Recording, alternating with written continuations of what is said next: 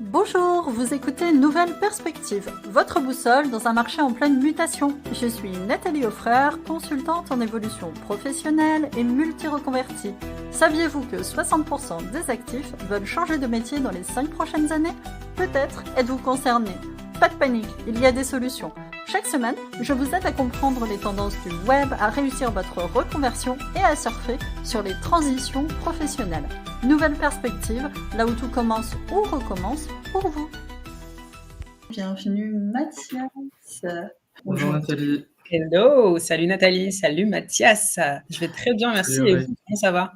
Super. Super. Mathias Boulanger, qu'on est ravi de recevoir aujourd'hui pour nous parler des boring business. Comment ça va Mathias? Écoute, ça va super, merci de m'accueillir. Mathias, est-ce que tu peux nous dire ce que c'est qu'un boring business avant qu'on commence? Ouais, bien sûr, très bonne question. Ce que c'est un boring business, c'est tout simplement un business où le besoin existait déjà il y a 50 ans et techniquement il existera toujours dans 50 ans. Donc l'idée des boring business, c'est qu'ils répondent de façon un peu intemporelle à ces besoins. Ça va être principalement autour des services physiques pour la plupart. Donc, par exemple, tout ce qui va être service technique, les plomberies, électricité, chauffage, climatisation, on en aura tout besoin dans encore 50 ans, en fait. Pareil pour tout ce qui est nettoyage, tout ce qui est déménagement, transport, tout ce qui va être entretien des espaces verts et de l'extérieur.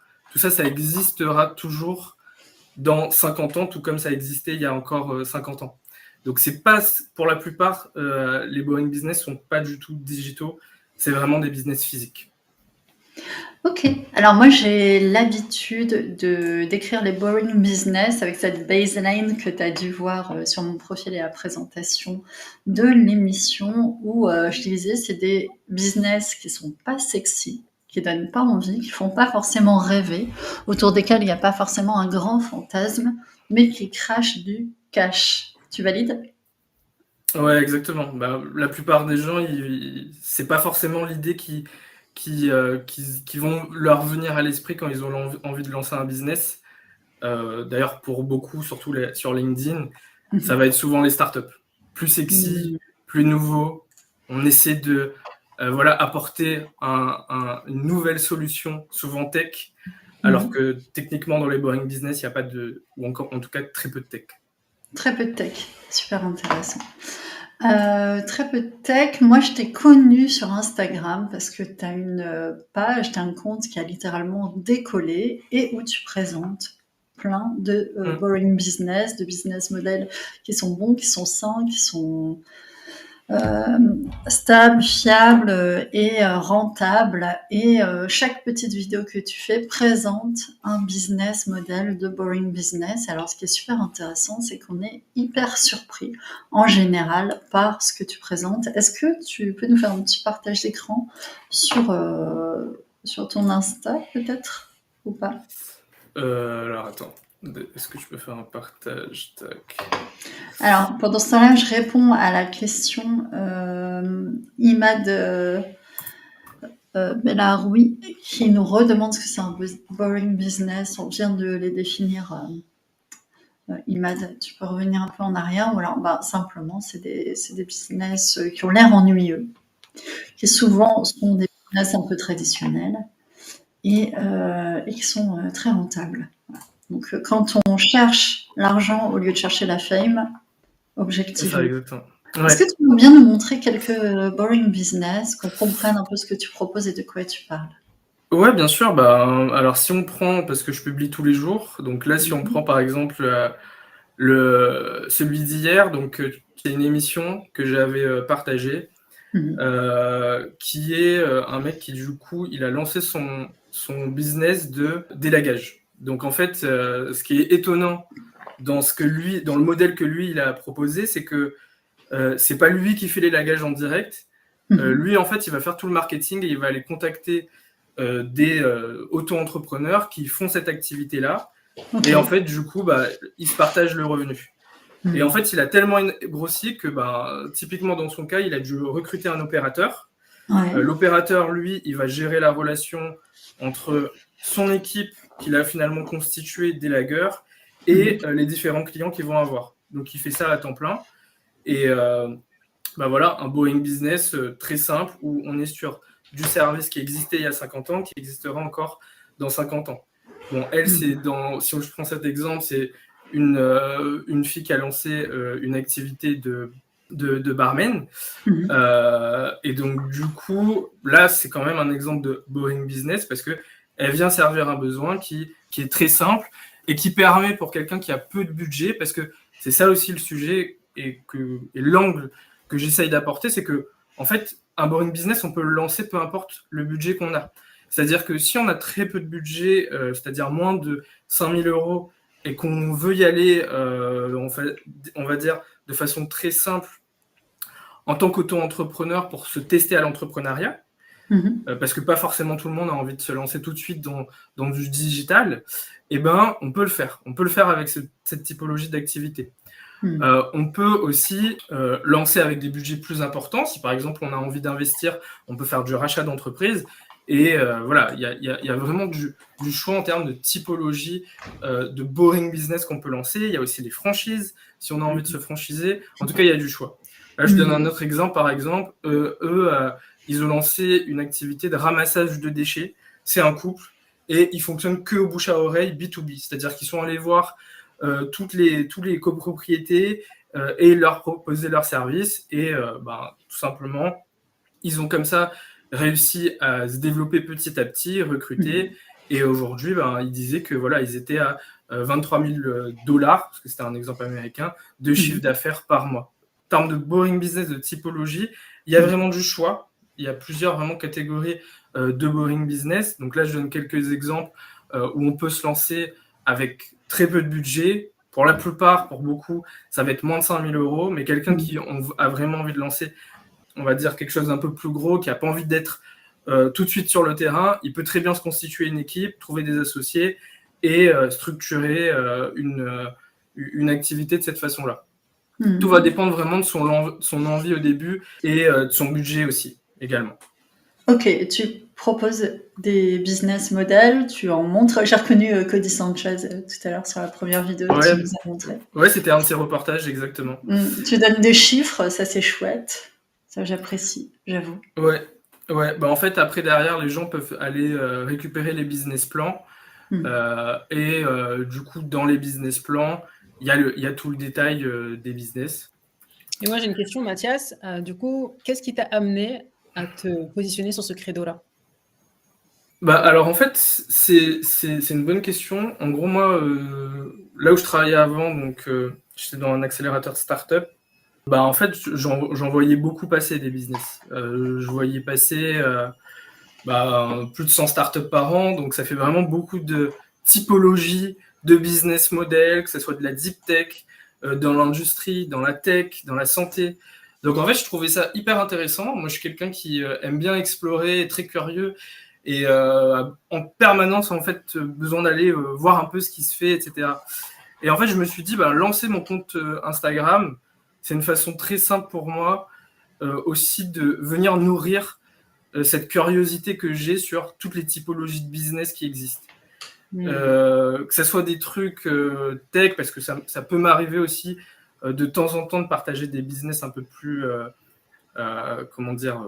start-up en fait, où ils viennent apporter une technologie à un besoin et l'angle sous lequel ils viennent apporter ça.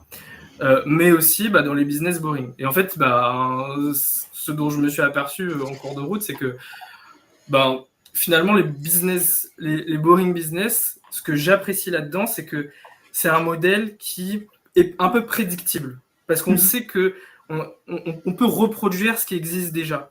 VS de la tech, où en fait, la tech, mine de rien, en fait, ça te demande d'innover.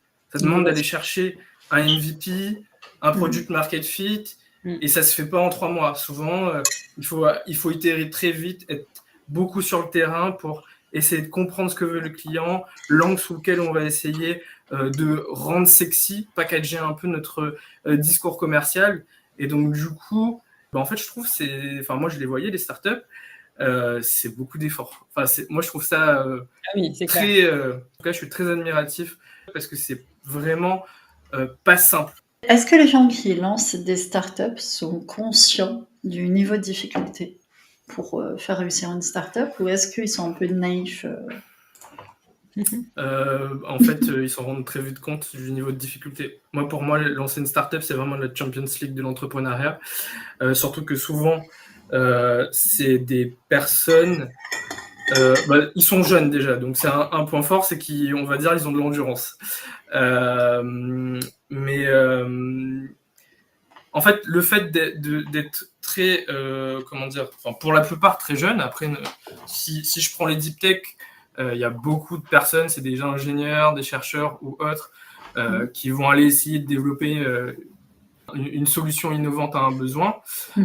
Mais du coup, en tout cas, on se rend très vite compte que c'est pas simple, parce que quand on teste sur son marché, ou même quand on essaie de développer un produit auquel on n'a aucune idée à un instant T si ça va vraiment répondre vraiment à un besoin ou pas, en fait, on comprend en 2-3 mois, quoi. Et après, on va essayer de lever des fonds. Enfin, il y a l'enjeu où il faut du coup lever des fonds, parce que pour développer la tech, pour que l'équipe puisse se payer, etc., les recettes de l'entreprise à l'instant T suffisent pas. Donc, du coup, voilà, c'est un cercle comme ça où être bootstrap, c'est beaucoup plus difficile. Ça demande d'aller chercher des fonds au début, alors qu'un boring business, encore une fois, c'est prédictible. On peut racheter une entreprise qui tourne déjà, par exemple, sachant que c'est un vrai sujet, j'imagine qu'on en parlera tout à l'heure, Nathalie, ou on peut le lancer nous-mêmes avec un budget très faible également, moins de 5 000 €, mais au moins, on n'est pas dans de l'innovation. Et j'ai une question, où trouve-t-on des entreprises à racheter, par exemple ? Aujourd'hui, il y a des plateformes qui existent pour ça. Je crois que l'ordre de grandeur, il y aura, peut-être je me trompe, mais d'ici 2030, 2035, 700 000 entreprises à racheter. Beaucoup vont partir à la retraite. Et donc, du coup, ces personnes-là, elles vont chercher des gens qui sont compétents pour reprendre le flambeau.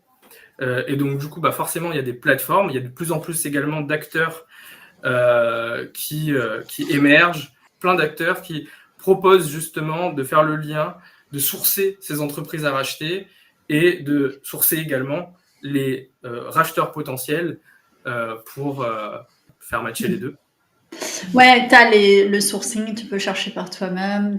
Le phénomène est simple. Aujourd'hui, c'est les boomers, on va dire, pour le dire grossièrement, qui possèdent l'essentiel des PME, des petites, moyennes et une partie des grandes entreprises. Et ces gens-là vont être à la retraite d'ici peu et vont avoir besoin de céder leur entreprise. Or, il n'y a pas forcément les repreneurs, ou en tout cas les conditions ne sont pas forcément réunies pour reprendre facilement ces entreprises. Donc de plus en plus de solutions émergent. Donc c'est une histoire de pyramide des âges, c'est générationnel, c'est une question d'âge. Dans les 10 prochaines années, effectivement, énormément de dirigeants vont partir à la retraite. Il va falloir reprendre leur boîte, ou alors elles vont fermer. Quand on cherche à reprendre un type d'entreprise, on peut aussi tout simplement s'adresser aux dirigeants actuels, voir s'ils veulent céder, et puis entamer les discussions de manière simple et humaine et traditionnelle. Les chambres de commerce, oui. Il y a plein de... Il y a la BPI, tout ça. Et il y a Nella qui dit, bravo Mathias, pourquoi boring ? En fait, boring, parce que c'est chiant, c'est des business aux yeux des gens. Aux yeux des gens. Si je te dis entreprise de nettoyage pour bureau, VS une entreprise qui cherche une solution innovante à certaines typologies de maladies, il y a un gap entre les deux, quoi. Donc du coup, on va dire que c'est boring parce que ça résout un problème qui est basique, c'est éternel, c'est chiant, mais voilà, dans 50 ans, il y aura toujours des gens qui auront besoin de nettoyer leur bureau, vider leurs poubelles, laver leur voiture. Et donc, un centre de lavage, par exemple, auto, c'est un boring business parce que les gens vont faire laver leur voiture de l'extérieur ou de l'intérieur là-bas. Mais pourtant, le mec qui possède le centre de lavage, t'inquiète pas qu'il se remplit bien les poches, quoi. Boring, ça ne veut pas dire que l'entrepreneur ne fait rien. Parce que tout à l'heure, Nella disait, c'est pas boring du tout, ça bosse tout de même. Of course que Ça Bien sûr. bosse, les gars. Boring, Bien c'est sûr. surtout pas sexy, pas tendance, pas, tu vois, pas tech, pas IA. Enfin, on n'est pas dans le monde qui fait rêver, les trucs qui brillent et là où on Exactement. investit les très gros sous. Et C'est pourtant, c'est pas le genre de business dont on entend souvent parler sur LinkedIn, quoi. Genre, ouais, je sais pas, un service de exactement. désinsectification, tout le monde s'en fout de ça, tu vois. Bien résumé. Bien J'ai pas résumé. trop envie de parler de mon entreprise de ça sur LinkedIn. Ouais. Et Surtout que ma cible n'est pas là-bas. tu sais que j'ai envoyé quelques invitations suite à l'organisation de cette émission. Et il y a justement quelqu'un qui a une entreprise de dératisation qui m'a écrit en me Ah disant ouais. ouais, super sujet, trop bien, je vais venir. Alors ça tombe, il est dans le public ou dans le commentaire. Et typiquement, ouais, entreprise d'ératisation pour collectivité. Tu vois, Ah a bah ouais, bah priori, quand super, tu te dis, super. super créneau, quand tu te dis, Mm. je vais créer ma boîte, tu t'attends pas à sortir, à entendre sortir de la bouche des gens, je vais créer une entreprise de dératisation pour les collectivités, quoi. Et pourtant, Mm. et Et pourtant. pourtant, Il y a des besoins. Hmm. D'ailleurs, c'est des business qui sont solides. C'est des business qui sont solides parce que le CA, il est prédictible. Hmm. Des rats, il y en avait il y a 20 ans à Paris, il y en aura toujours dans 20 ans. c'est Il y en clair. avait il y a 1000 ans, il y a 2000 ans, il y a 3000 ans. Ouais, D'ailleurs, exactement. en début d'année, j'ai eu une mission de directrice commerciale externalisée pour une société de défibrillateurs. Et du coup, le racheteur, justement, enfin le fondateur initial partait à la retraite et donc le racheteur a racheté du coup cette société-là parce que le dirigeant partait à la retraite. Et donc, c'est vrai que c'est pas forcément la société. Enfin, personne ne parle de défibrillateur sur LinkedIn, par exemple. Ouais. Est-ce qu'il y a des boîtes sur ce sujet-là? Bien sûr. Est-ce que ça sauve des vies? Clairement. Mais c'est pas forcément les choses, on va dire, les plus populaires ou popularisées sur le net, surtout. C'est ça. Tout à fait. Ouais, exactement. Bah, ça commence à l'être, hein. J'y contribue. Ok, excellent. Excellent. Avec un grand succès. D'ailleurs, tu as combien d'abonnés là? C'est impressionnant. Tu es vite monté. Hein, bah, tu fais ça super bien, faut dire. Tu le Ouais, fais super bien. bah, toutes plateformes confondues, je suis à 430 000 abonnés. Mais du coup, ça attire de l'engouement parce que, en fait, tout le monde peut se projeter dans ce genre de business. C'est-à-dire que bon, ça m'arrive je mets ça un peu moins dans la catégorie boring business, mais lancer un petit coffee shop, par exemple, ce genre de choses, il y en a de plus en plus d'ailleurs. Tout le monde peut se voir lancer ça demain, avec son univers, etc.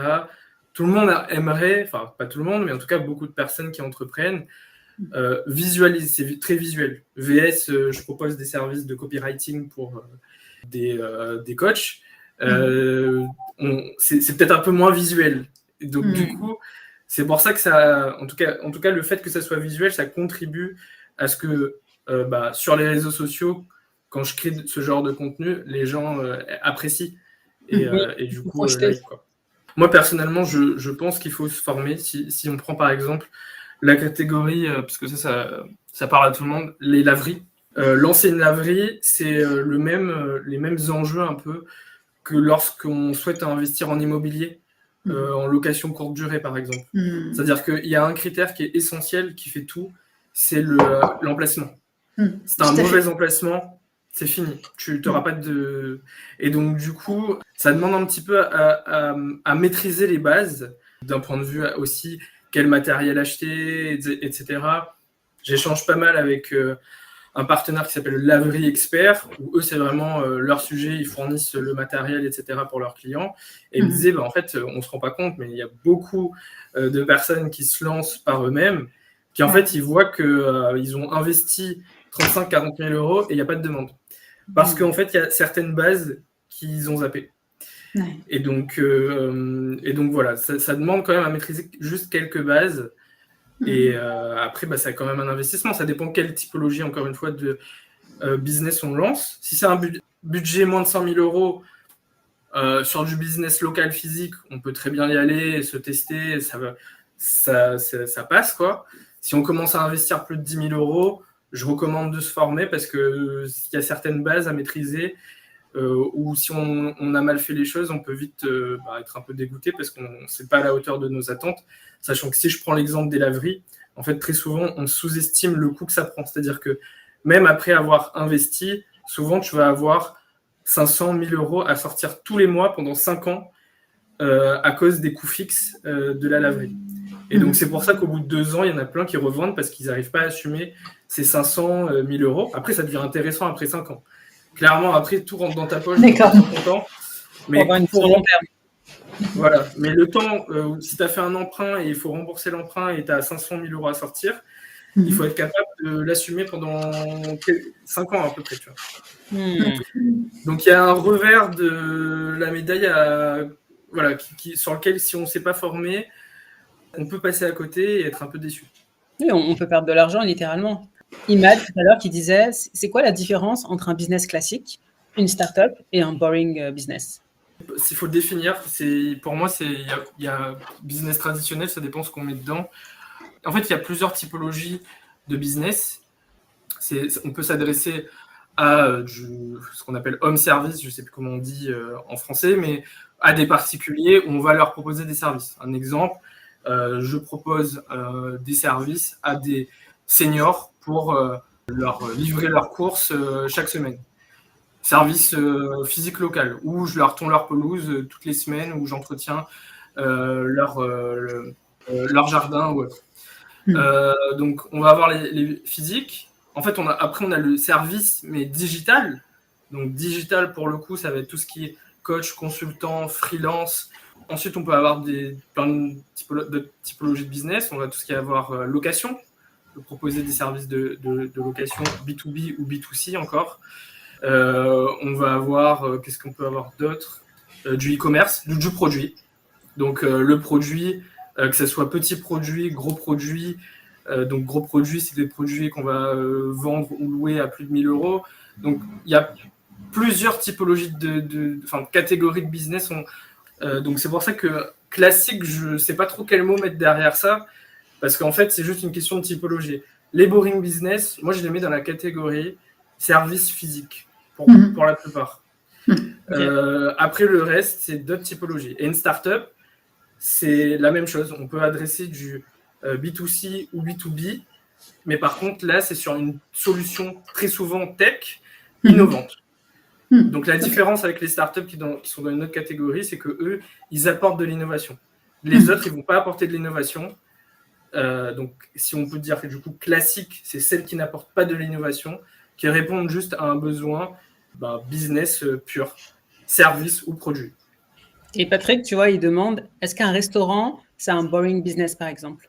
Officiellement, oui, c'est un boring business parce que les gens avaient besoin de manger il y a 50 ans, ils en auront toujours besoin dans 50 ans. Donc, moi, je le mets dans la catégorie boring business. C'est juste que c'est pas le genre de boring business que moi, je recommande, en tout cas, à mon audience. Il y a des pépites qui se cachent dans les business qui ont l'air de rien et qui sont super. Et suivez Mathias et puis abonnez-vous. Abonnez-vous. Bye bye, à bientôt. Allez, merci Mathias. Merci Mathias, merci Aureille.